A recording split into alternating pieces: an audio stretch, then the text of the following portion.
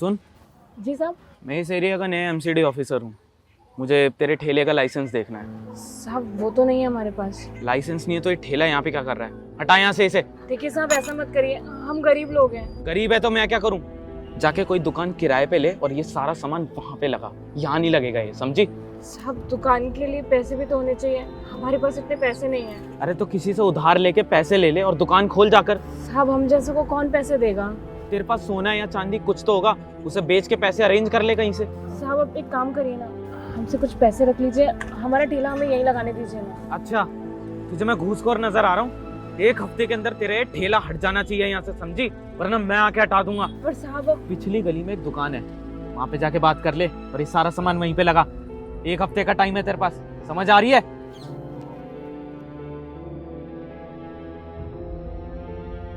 भैया कुछ पैसों की जरूरत थी, एक दुकान किराए पे लेनी थी। भैया देख लीजिए ना, हम कुछ दिनों में लौटा देंगे आपको पैसा। ठीक है भैया।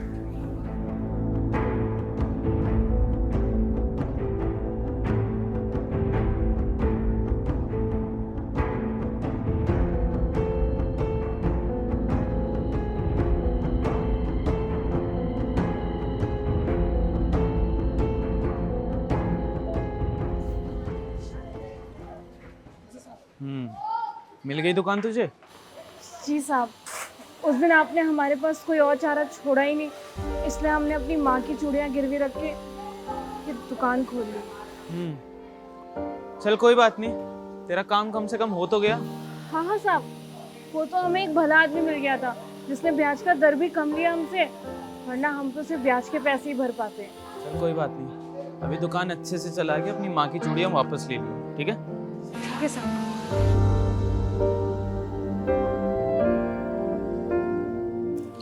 सर एक बात पूछो? या श्योर। आप उस लड़की से घूस भी ले सकते थे, फिर आपने उसकी दुकान क्यों खुलवा दी? कुमार, मैं भी पहले तुम्हारी तरह ही सोचता था और खूब गरीबों से पैसे ऐंठता था। तो फिर अब सर? एक दिन एक रेडी वाले ने मेरे चक्कर में सुसाइड कर लिया था। क्या मतलब सर? मतलब ये कि मैं भी दूसरे ऑफिसर्स की तरह उससे घूस लेता था, उसे पैसों के लिए टॉर्चर करता था। एक दिन उससे पैसे अरेंज नहीं हो पाए और वो मेरे टॉर्चर के चक्कर में सुसाइड कर बैठा। तब से मैंने ठान लिया कि इन लोगों को पुश करके इनकी दुकान खोलने के लिए मजबूर करूँगा, ताकि इन्हें घूस देकर परेशान ना होना पड़े। उस सुसाइड का बोझ आज भी मेरे दिल में बहुत है, तो इसलिए मैं ये सब काम करके अपने बोझ को हल्का करने की कोशिश करता हूँ। जी सर। तुम खुद बताओ कुमार, अब वो लड़की वो दुकान खोलकर ज़्यादा कमाएगी कि नहीं कमाएगी? इवन उसे अब घूस के पैसे भी नहीं देने पड़ेंगे। पर सर वो लड़की तो आपको गलत समझ रही होगी ना? कोई बात नहीं, उसे जो समझना है समझने दो। एटलीस्ट मैं ये चीज़ देखकर खुश हूँ कि अब वो अपनी लाइफ में कुछ अच्छा करेगी। पर सर अगर उस आदमी ने वो चूड़ियाँ बेच दी जो उस लड़की ने गिरवी रखी है तो? वैसा नहीं करेगा, क्योंकि उस लड़की ने जिस बंदे को चूड़ियाँ गिरवी रखने के लिए दी है वो मेरी पहचान का आदमी है। वो ऐसे काम नहीं करता। जब वो लड़की उसे उसके पैसे दे देगी तो वो उसे चूड़ियाँ वापस कर देगा। I salute you sir, you are genius. कोई बात नहीं, चलो कुमार चाय पीते हैं।